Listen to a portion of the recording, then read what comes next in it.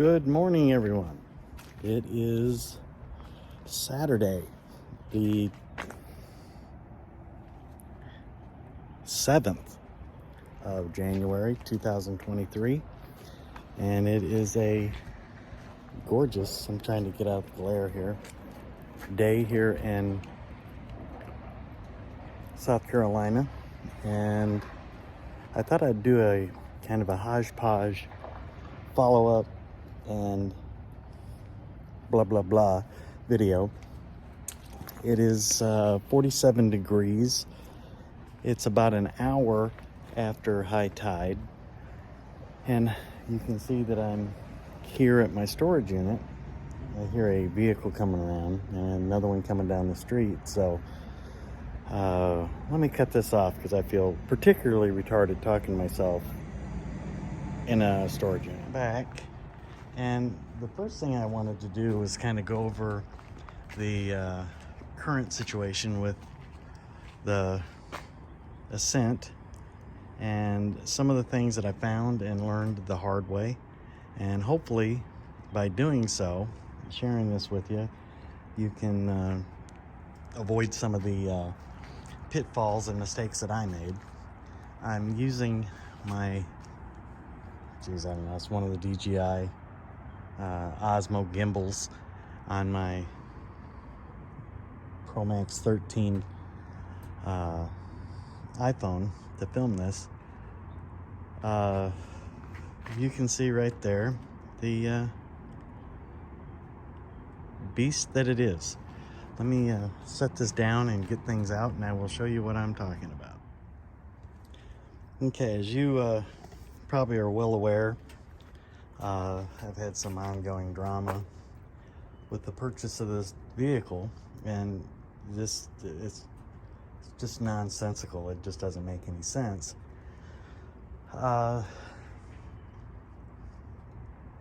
come to the conclusion that most of this stuff that has gone wrong is pure and simply based on my inattention and assumption that people would do and treat people the way I would treat them.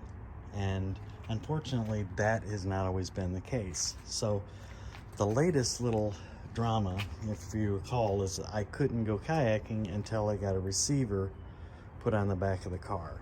It took about a month to get it into the dealership, you know, just after spending the amount of money that this thing cost, a month. Wrap your mind around that one. So long and the short of it, they got it done, and the beauty of this thing is that panel is there when you don't want to hitch on it. And you can see, so I'll back up. There's a hitch, and I wanted to go through some of the things that I did. You know what? Let me grab these and throw them up in the bed. You would think the thing weighed 1,000 pounds. Good Lord, what an old man I'm getting to be. So, I initially put my original hitch on here, and it was a 2-inch ball and just a standard, I don't know, maybe 2-inch drop, something like that, and put it in and pulled my kayak out of there. Come on, swing back. Getting used to the smoothness of this gimbal. And hooked it up, took off. I was gonna go put it in the water. Actually, I've got a whole bunch of cameras, and I was gonna set up and rig them so that it was easier and it wasn't such a drama fest to get it connected and get it on the water. There's sometimes as much as an hour involved, and it's just unnecessary. Well, in the process of doing that this last time, sorry, there's a vehicle approaching from the back, and I'm trying desperately to not look like a complete knob. Let me get this out of here. As I noted, there's these little spring-loaded locks that fit in under Where's the lens at? Ah, there it is. There's two. We'll throw them in there for right now. And then you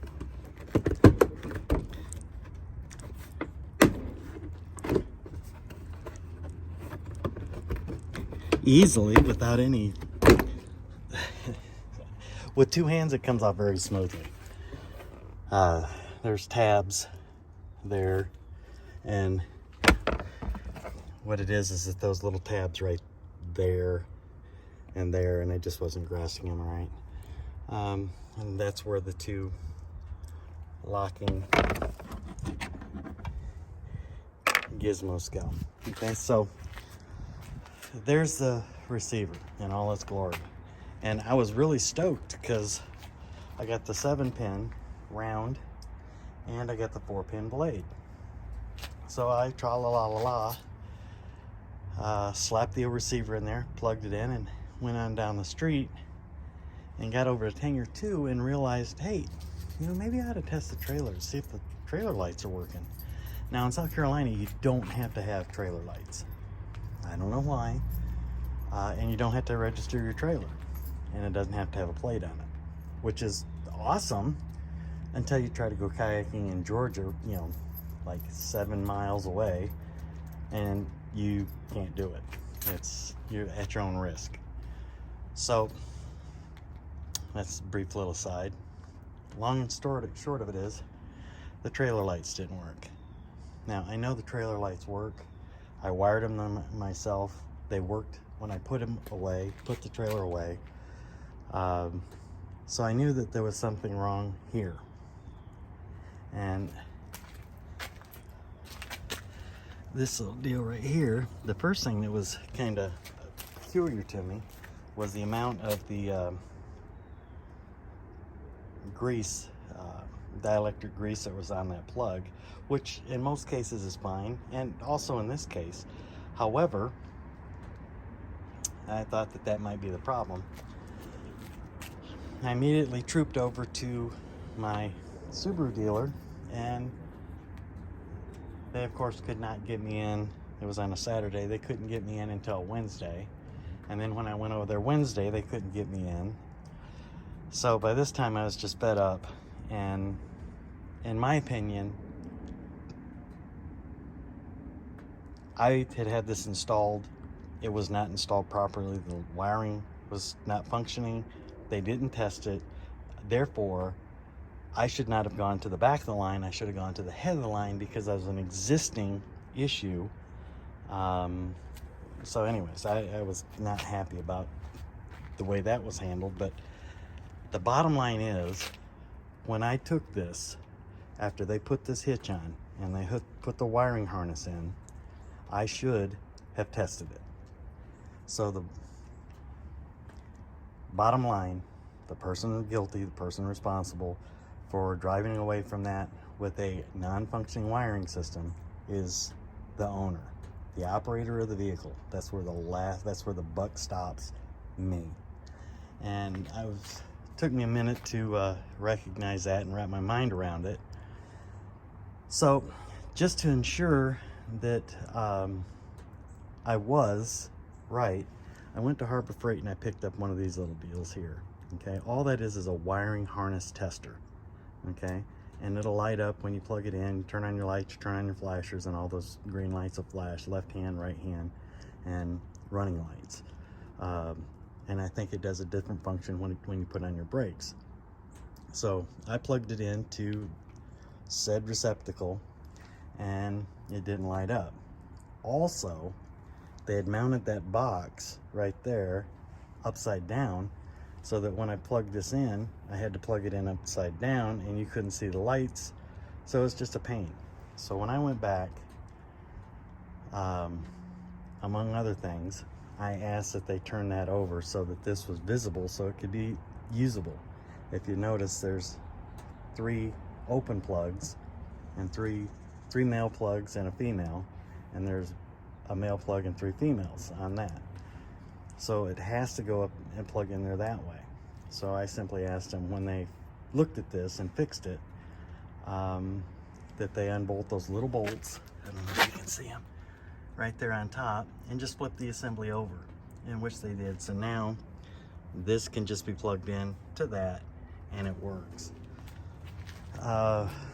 End result, as I suspected, basic electrical 101. If the wiring on your trailer or whatever doesn't work, the first thing you need to do is their number one suspect is your ground. And I knew my vehicle's grounded. I grounded it like a mother in several places, and so I knew it wasn't the trailer. Turns out where they mounted the ground on the frame, it wasn't a very good mechanical ground, and it didn't work. In any case, that was a whole Saturday wasted, plus, you know, a month prior, then the weather, then it was just a cluster, you know what.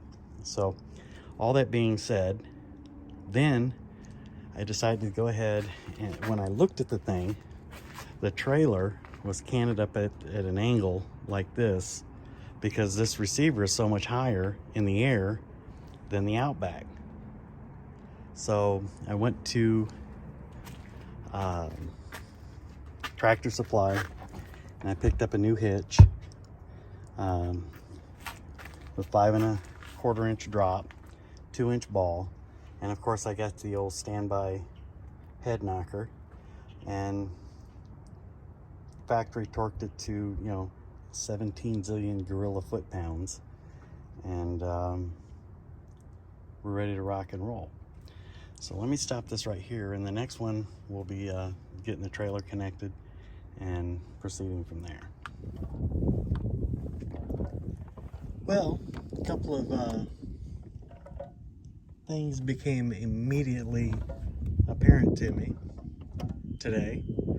Number one, if you're going to bring your GoPro on a selfie stick or whatever that thing is, it's a sand mark. It's made for it. I don't know what it is. You can put the remote right there for the GoPro. That's the one my middle child, Ryan, young man, son, Ryan, got me, which was like way unnecessary, but greatly appreciated. It would be wise to, after charging batteries, to make sure the one in the device is charged, and maybe bring spares. I don't know, just spitballing here. And then this one here,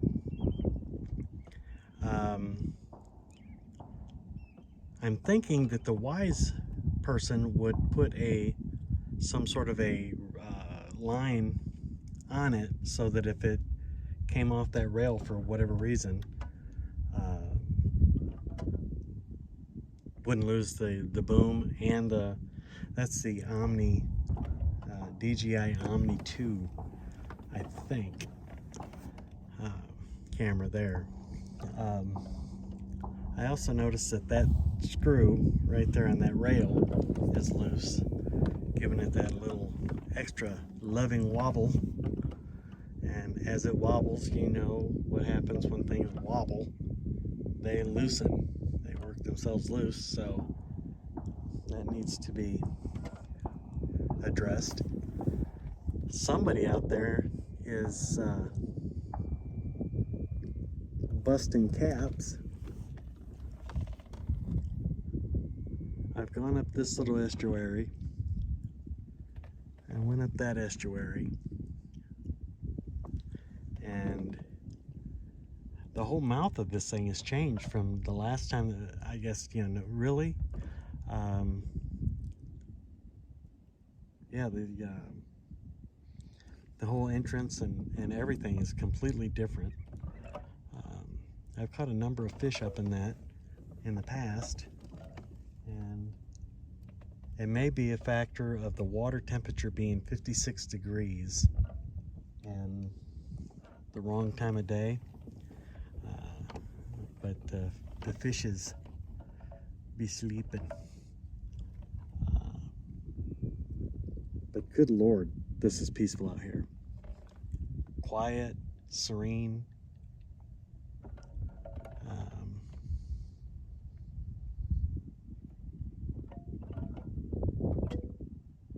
Somebody out there walking on the sandbar.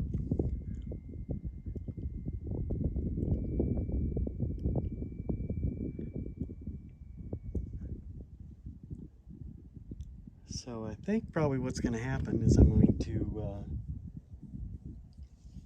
put this up on shore and get the car and the trailer. Now, oddly enough, I do believe, I don't know if I mentioned it in one of the earlier segments, I put a 5 1/4 inch drop on my car, and while you would think car, sedan, you know, 5 1/4 inch drop, good Lord, that ought to be plenty. Not so much. I still feel like the nose of the trailer is still a little bit elevated, so at some point I'll be probably getting a 7 or an 8 inch drop and going that route. The other thing that was rather funny to me is from the last time I was out here with my kayak. Oh look, it looks like kayakers are coming out.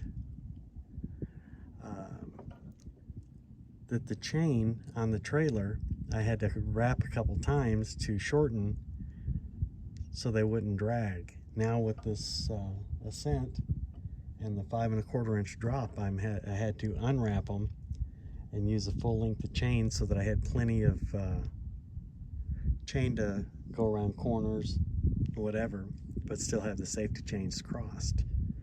So I will probably put this away so I don't drop it, and I am going to probably head in and I switched the stand-up bar off of there and I put it in the back. Looks like the Dukes of Hazzard, and mainly because if I put it somewhere I'm just going to lose it. It's going to get ran over, it's going to get lost, it's going to be beat up, and the thing is a $300 and something accoutrement. And so anyhow, no, it's not a kayak, it's looks like an oyster person. So I'll pick you back up in a second. Good morning. It's a couple of days later, and I needed to get the ending of this particular video done, and I thought what I needed to do is recap what I think that I need to do to begin the next season kayaking. One of the main things is going to be adding some sort of lighting to the trailer, possibly plug in LED to make it easier to see it and back it up and light up pulling the kayak out of the water after dark or in the dark.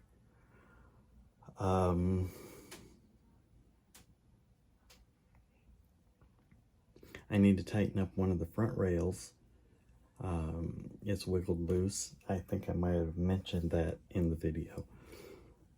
I'm probably going to put the stand-up rail, narrow it back down to the PA14 width versus the PA17. I believe the PA17 is a piece that I can switch in and out. I made them changeable with a clevis pin and a retaining clip.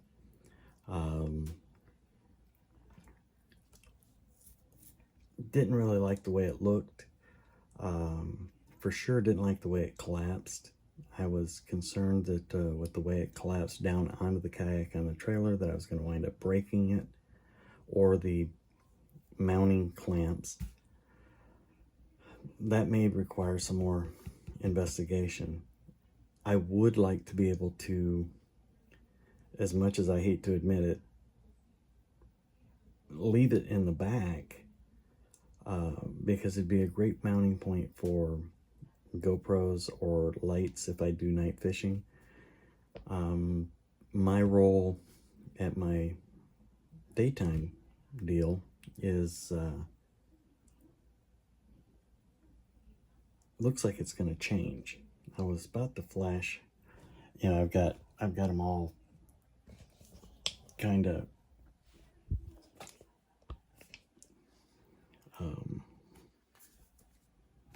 on and functioning. So my role looks like it may be changing, and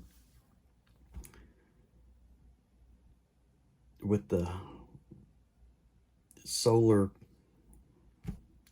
winter solstice or whatever, it's still getting late rather early. So for me to do any content that includes the kayak, it's gonna, if I don't take off work, it's gonna require that I have the ability of doing it in the dark. I don't know how I feel about that, but I want to get the thing set up so it can be done.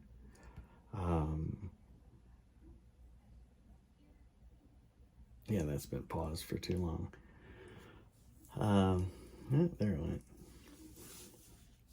Just a lot of different things that I need to do to finish up. Oh, plus I need to figure out some other type of a wiring setup for the fish finder. The Lowrance hook to 9-inch one that I have, the power wires are just insanely slim. I fish exclusively saltwater, and they have this annoying habit of needing to become shorter and shorter and shorter as rust gets to them. Possibly some dielectric grease, possibly some shrink wrap. I don't hate shrink tubing. I don't know, but I do know that I'm not the least bit excited about the wire, either the positive or negative, breaking off constantly. So there's a couple of things there that I need to do, and that will be in an upcoming video. And I wanted to say thank you, number one, for watching my stuff. If you think about it, hit the subscribe button. Give me a thumbs up. It doesn't cost you anything. And I'm kind of interested to see what happens if this channel actually takes off. This has just been done mostly to humor me, because I think it just cracks me up. And we'll see, you know. And there's going to be a lot of different content and a lot of shorter, quick burst videos. There's things that I've been watching that I'm going to comment on.